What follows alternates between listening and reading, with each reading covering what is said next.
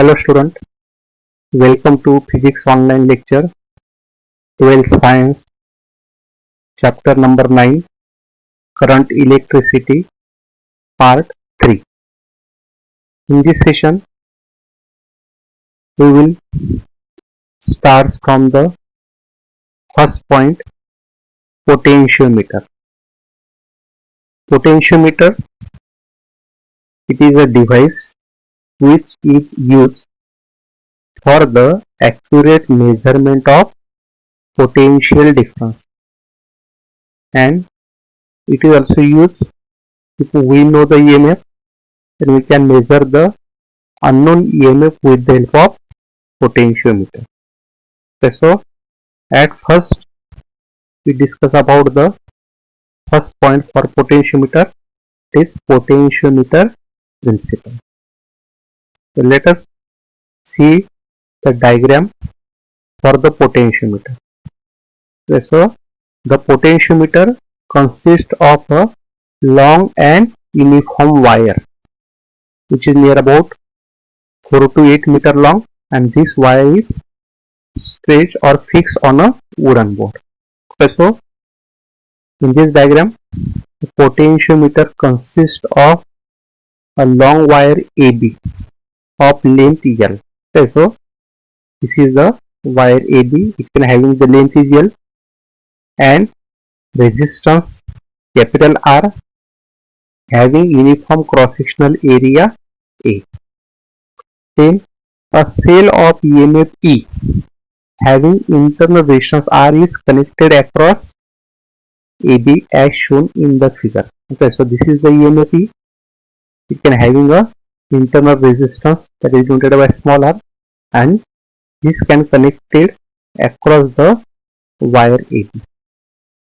And when the circuit is switched on, then the current I is passes like this. The current I is passes to the wire. Okay, and then we can find out the current through the wire AB. So what is the formula for current? I is equal to V upon R, but in that case the potential difference in the form of EMF. So what is the resistance? So that is the external resistance, that is can having a resistance capital R plus small r, that is the internal resistance. Okay, so what is the current flowing through the wire AB? So the current is I equal to E upon R plus R. The potential difference across AB. Okay, so when we can take the potential difference between the 2 points, so know that the potential difference means actually the voltmeter is also device which is used for the potential difference between the 2 points. Okay, so we know that the potential difference denoted by V. So in that case, what is the potential difference across the wire AB? So the potential difference across wire AB, that is suppose VAB is equal to I into R according to Ohm's law. So let us substitute I in that equation. What is the VAB? So VAB is equal to E capital R upon capital R plus small r. Okay, then you can write the term potential difference per unit length of the wire. So what is the potential difference? That is VAB. What is the length of the wire? That is capital L. Okay, so VAB upon L is equal to E into capital R divided by L into bracket capital R plus small r. Okay, so that is the formula for potential difference per unit length. As long as EMF is remains constant, okay, so the EMF is constant, then VAB upon L will also remain constant. And this term VAB upon L is called as or is known as potential gradient along wire AB, and it is denoted by suppose K. Okay, so VAB upon L, so potential difference per unit length, that term is called as the potential gradient. Okay, and it is denoted by K. Okay, so the potential gradient is defined as the potential difference per unit length of the wire, because this formula is V upon L. What is the V? That is the potential difference. What is the capital L? That is the length of the wire. So what is the Definition for potential gradient. So potential gradient is defined as potential difference per unit length of the wire. After that, we can take the point C on the wire AB. So let us consider the point C on the wire at distance L from the point A. Okay, so we can take, this is the point C on the wire, and this point C is at distance L from the point A. Then the potential difference between A and C is VAC. Okay, so what is the potential difference between the 2 points A and C? So that is suppose VAC. And know that therefore the VAC is equal to K into L. So why? Because we know that VAB upon L is denoted by K. So in that case VAC divided by L. So that is the length for the point between A and C. Okay, so VAC upon L is equal to K, or VAC is equal to K into L. Or in another way we say that the K, that is the constant. Okay, so we say that VAC is directly proportional to L. Okay, and that is the principle of potentiometer. Okay, so thus the potential difference between 2 points on the wire, in that case potential difference between the 2 points A and C in that wire, okay, so is directly proportional to the length of the wire between them, provided the wire is of uniform cross section. Okay, means in that case that VAC directly proportional to L. So what is the principle of potentiometer? The principle of potentiometer is the potential difference between 2 points of the wire is directly proportional to the length of the wire between that 2 points. Okay, so that is the principle of potentiometer. Okay, means the current through the wire is same, the temperature of the wire remains constant. Okay, so during that time there is the temperature to the wire is also same, and the current to the wire is same, and the temperature of the wire remains constant. Okay, so at that time the potential difference between 2 points is directly proportional to the length of the wire between that. Okay, and that is the explanation for the potentiometer principle.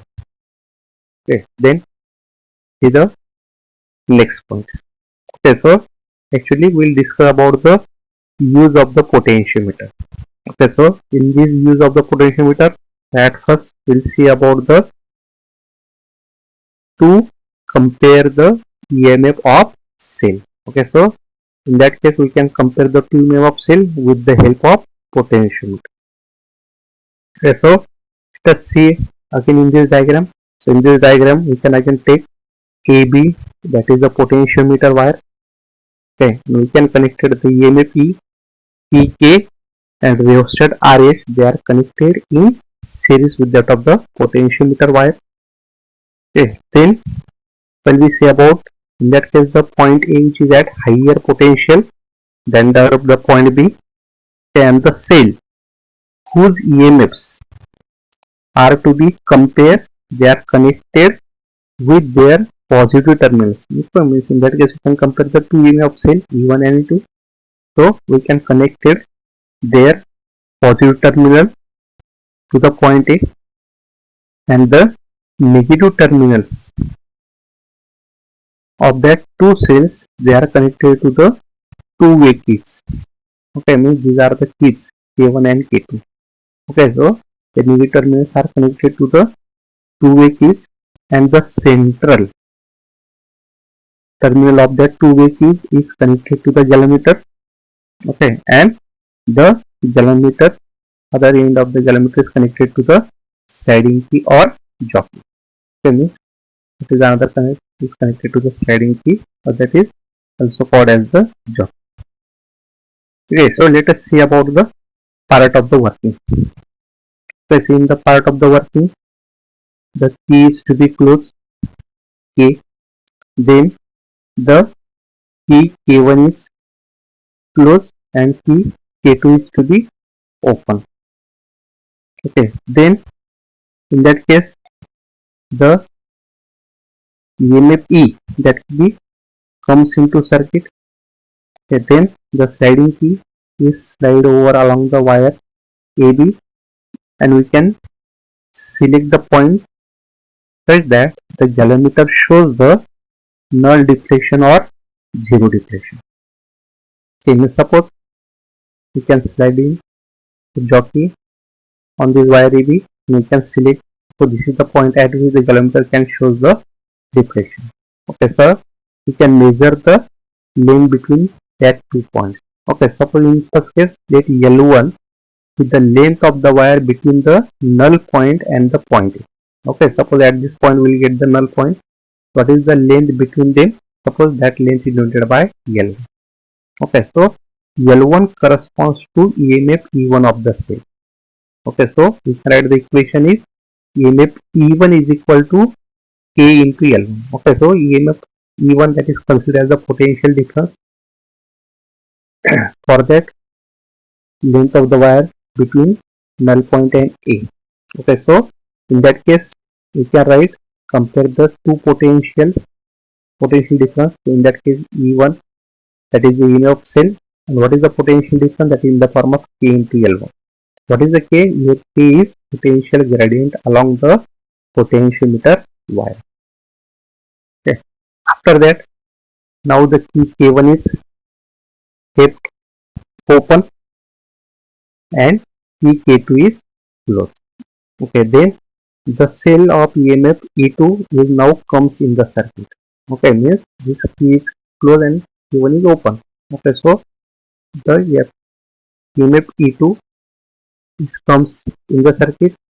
Then again the sliding key slide over along the wire AB, and we can again select the point such that the galvanometer again shows the null deflection. Okay, so when we get the null point, then we can measure the length between the point A and the null point. Okay, so in the second case, suppose L2 be the length of the wire between the null point and the point A. Okay, so this length corresponds to the EMF E2 of the cell. Okay, so what is the E2? So E2 is equal to K into L2, similar that of the, or first E1 is equal to K into L1. So similarly in that case, what is the potential difference? That is K into L2. So we can compare the two potential. Okay, so we can divide by E1 by 2. Okay, so after divide by E1 by 2, so K get cancelled. So we get E1 by E2 is equal to L1 by E2. Okay, so by using that we can compare the EMF of two cells. If one of the EMF is known, then the other can be determined. Okay, so we know the length L1 and L2. Okay, so by substituting L1 and L2, we can compare the two EMF of cell. So suppose we know the one of the EMF. If we know the EMF E1, then we can find out E2. If we know the EMF E2, then we can find out the EMF. Okay, so that is the first use the potentiometer. Okay, so that is the compare the two EMF of the cell. Okay. Then let's see the second method. Okay, so that is the first method. It can be compared the two EMF of cell. So let us see about the expansion for the second method. For the same to compare the two EMF of cell. Okay, but that another method, that is in the form of sum and difference method. Okay, so let us see, that is the diagram for the sum and difference method for the compare also the same for the two EMF of cell. Okay, so in that case the EMF of the two cells are added up and the effective EMF of their combination of the cell is E1 plus E2. Okay, means in that case when we say about, in that case that is the sum method. In that case the two EMFs are to be added together. So in that case the negative terminal of EMF E1 is connected to the positive terminal of EMF E2. Okay, so that is in the form of sum method. Okay, and when we say about the second diagram, okay, so when we say about the next diagram, that is in the form of difference method. Okay, so in that case when the two cells are connected so that their negative terminals are connected together. Okay, so in that case their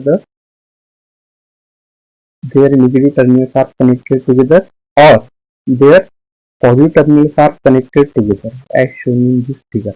Okay, so that method is called as the difference method. In that case, what is the total EMF? That is E1 minus E2. Okay, then in the case of their EMF oppose each other, so in that case, what is the combination of EMF? So the combination of EMF in that case we can write that is E1 minus E2. Okay, so let us see about the circuit diagram for the explanation for the comparison of EMF by using the sum and difference method. Okay, so let us see, that is the circuit connection for the sum and difference method. Okay, so in this circuit, when we say about the expansion, so in that case we can again take a long and uniform wire AB which is to be fixed on a one board. Then we can again use the same connection, the epsilon E, EK and rheostat RH, they are connected in series with that of the wire AB. Okay, and we can connect the EMF E1 and E2 as shown in this figure with the help of 4-way keys. Okay, so 1, 2, 3, 4, that can be shown for the 4-way keys. Okay, so in that case, at first, when the keys K1 and K3 are closed, okay, so in that case the key is to be closed. Okay, so there is the current can be flowing through the circuit.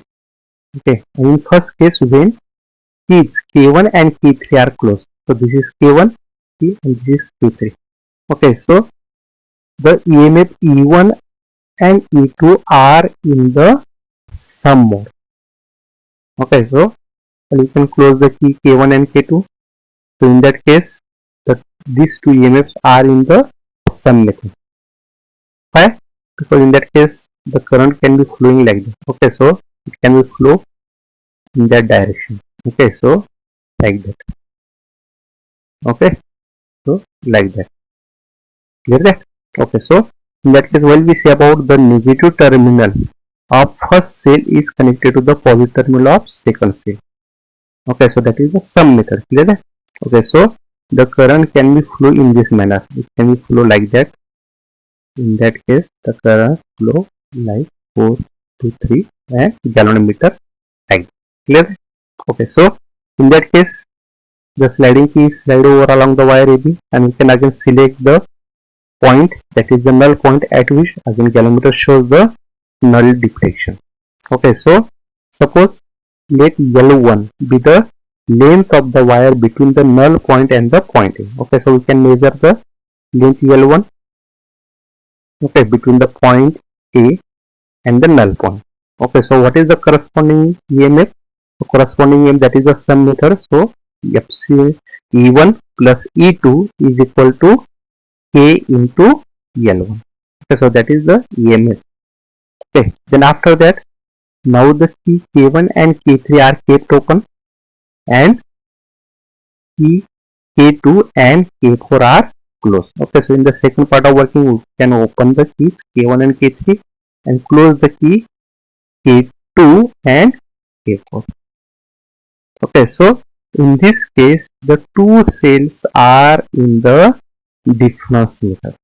Okay, so we know that in this difference method, so the negative terminals of E1 and E2 are joined together, or the positive terminal of E1 and E2 are joined together. That is the difference method. Okay, so in that case, how there is the current can be flow. So in that case, the current can be flow like that. It can be moving. Yes, E1, then the current can be flow like that. Okay, so it can be moving from 1 to 4 like that. Sorry. Then the current can be flow negative terminal 1 to 4, then like that. Okay, so it can be moving like that. Clear that? Okay, so in that case, the negative terminal of E1 is connected to the negative terminal of E2 like that. Okay, so that method is called as the difference method. Okay, so in that case, can again same, we can select the null point this sliding key slide over along wire AB, and we can select the null point. In that case, what is the length L2? So L2 is the length of the wire between the null point and the point A. Okay, so what is the corresponding EMF in that case? That is E1 minus E2. So that is in the form of difference method. Okay, so E1 minus E2 is equal to K into L2. Actually, that is not denoted by K. Actually, there is the K into L2. Okay, then we can divide both the equation. So E1 plus E2 upon E1 minus E2. So K get cancelled. That is L1 minus L2. Okay, and by component that dividing the method, so we'll get what is the equation. So E1 upon E2 is equal to L1 plus L2 upon L1 minus L2. So we know both the value L1 and L2. So by substituting both the value L1 and L2, so we can compare the two EMF of cell. Okay, so that is the second method for the comparison of two cells. Okay, so in the first method, we can take only one EMF. Okay, yes, we can take the EMF in the form of separate form. In that case, we can use the two EMF simultaneously. Okay, so that is the difference between first and second method. Okay, so both the parts are for the comparison of two EMF of cell. Then see the next point. Okay, so another use, it is to find the internal resistance of a cell. Okay, so let us see again the same diagram. What is the difference in that case? So in that case, we can again take same the wire AB, which can be fixed on a wooden board. Okay, and the EMF E K1 as rheostat RS, they are connected in series with that of the wire AB. Okay, and in that case, the cell of EMF E1. So this is the cell of EMF E1 whose inter resistance R, which is to be measured, which is to be determined. Okay, so a cell of EMF E1 whose inter resistance R, not R1 actually, so that is R, is to be determined, is connected to the potentiometer wire through a galvanometer and jockey gauge. Okay, so we can connect it, we can measure the international for EMF and it can be connected to the galvanometer, and the other end of galvanometer is connected to the jockey or sliding. Then what is the additional part in that case? So a resistance box R is connected across the cell E1 through the key K2. Okay, so in that case we can take, this is the external resistance, is in the form of resistance box. Okay, and this resistance box is connected across the EMF of cell E1 through the key K2. Okay, then let us see about the part of the working. Okay, so in the part of the working, the key K1 is open. Okay, so we can, the key K1. Okay, so that is not the key K1. Key K1 is actually the close. Okay, so in that case, while closing the key K1, so there is the current can flowing through the wire.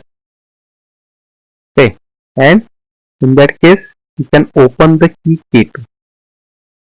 Okay, so by opening the key K2, so there is no current can flowing in this side.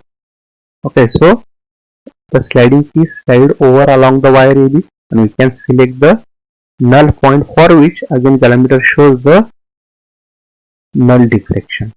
Okay, when the galvanometer shows the null deflection, so what is the EMF of cell? In that case, the EMF of cell is E1 is equal to K into L1. What is the L1? L1, that is the length which can be measured between the point A and null point. Okay, so that length is denoted by L. Okay, so what is the EMF E1? So E1 is equal to K into L1. Okay, after that, now both the keys K1 and K2 are closed. Okay, so in the first case, we can close the key K1 and open the key K2. Okay, actually the key K2 is open. Hear that? Okay, so that is the wrong, which to the right actually. So key K2 is open. So in that case, we can measure only the EMF of cell. And what is the EMF of cell? So that is E1 equal to K into L1. In the second part of the working, we can close both the key K1 and K2. Okay, so when we can close the key K1 and K2, then again the jockey is sliding over along the wire AB, and we can again select the null point for which galvanometer shows the deflection. Okay, so in that case, we can take out some resistance from the resistance box. We can take out some resistance from the resistance box. We can select resistance from the resistance box, and the jockey is sliding over along the wire AB, and we can select the null point for which galvanometer shows the null deflection. Okay, so in that case, what is the potential difference between the 2 points, means point A and null point? So in that case, what is the potential difference? That is in the form of V. Okay, so what is the V? That is K into L2. So what is the L2? That is the length between the point A and the null. Okay, so we'll get V is equal to K into L2. Okay, then we can divide both these equations. On left side, E1 upon V is equal to K L1 upon L2. So K get cancelled, so we'll get the equation E1 upon V is equal to L1 upon L2. Okay, that? Okay. After that, let us consider the loop. Okay, so in that case, we can take this loop P, Q, S, T, P. Okay, so while we consider about in this loop, what is the EMF? That is E1. Okay, so we can write the equation E1 is equal to, what is the current can flow in this loop? So that is the current is I. Okay, so what is the potential difference? So for capital I into small r, in that case, that is capital I into capital R. Okay, so according to the Kirchhoff's law, what will the equation for this loop? So we'll get the equation is E1 is equal to I capital R plus I small r. Okay, and after that, while we consider about the potential difference across the external resistance R. Okay, so what is the potential difference across that resistance? According to Ohm's law, V is equal to I into R. Then we can again divide both that equation. So E1 upon V is equal to I into capital R plus I into small r divided by I. Okay, so we can take out common I and I this cancel. So what is the E1 upon V? So E1 upon V is equal to, remaining is capital R plus small r upon capital R. So that E1 upon V is equal to L1 upon L2. So we can substitute E1 upon V is equal to L1 upon L2. Okay, and then we can rearrange that term. So we'll get the formula for small r, that is the inter-resistance, and what is formula? Capital R into L1 minus L2, L1 upon L2 minus 1. Okay, so then we can rearrange that equation, and then we can find out the formula for small r. So what is the formula for small r? That is capital R into bracket L1 upon L2 minus 1. Okay, so we know the value for L1, we know the value for L2, we know the resistance R, which can be selected from the resistance box. So by substituting that values, we can measure the small r, that is internal resistance of cell. Okay, so that is the one of the use for the EMF of cell. Then after that, let us see about the next point, that is the third point, application of the potentiometer. Okay, so while we see about the application of potentiometer, okay, so we'll discuss about that part. Okay, so the first application, that is in the form of voltage divider. Okay, so let's see, that is the diagram for the voltage divider. So in that case, let us consider the potential V is set up between points A and B of potentiometer wire. Okay, so that is the potentiometer wire AB. What is the potential difference? So that is the V. Okay, so V is the total potential difference between the points A and B. Then one end of a device is connected to the positive point A, and the other end is connected to a slider that can move along the wire AB. Okay, means like that of the jockey. Okay, so we can take the one end of the device is connected to the positive terminal and the other end is connected to the slider, which can be slide over along the wire AB. Okay, and that case, suppose you can select the point P. Okay, so you can select the point P. So this total length is divided in the form of two lengths, L1 and L2. So that is L1 between point A and P, L2 that is the point between P and B. Okay, so in that case, due to the point P, so this total potential difference is divided in the form of two potential difference in the form of V1 and V2. Okay, so V1 that is in the form of dV by dl into L1. Okay, so that is the length L1 can measure between the point A and P. So what is the potential difference between point A and P? So suppose that is V1. So V1 is equal to dV by dl into L1. And what is the V2? That is dV by dl into L minus L1. Means that is L2. Okay, so by using that slider, we can divide that voltage. Okay, so that is the expansion for voltage divider. Okay, then the second application, what is the second application? That is in the form of audio control. Okay, so the sliding potentiometer are also used in low power audio system as audio control devices. Okay, so potentiometer can also use in the audio control devices. Both sliding and rotary potentiometers are regularly attenuation. Okay, so that is the second application. Okay, then let us see the third application. So the potentiometer as a sensor. Okay, so a small displacement of the moving part causes changes in potential, which is further amplified using an amplifier circuit.